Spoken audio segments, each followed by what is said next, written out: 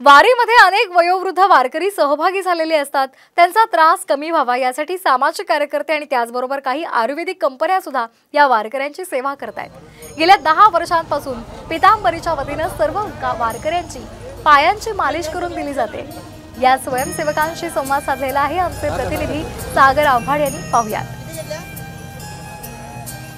वारकरी 50 किलोमीटरचा टप्पा पार करत जेजुरीमध्ये दाखल झालेले आहेत आणि त्यांच्या पायाची मालिश जी आहे ती या ठिकाणी केली जाते। आपल्या सोबत मळेगावकर आहेत, आपण त्यांच्याबरोबर जाणून घेणार आहोत।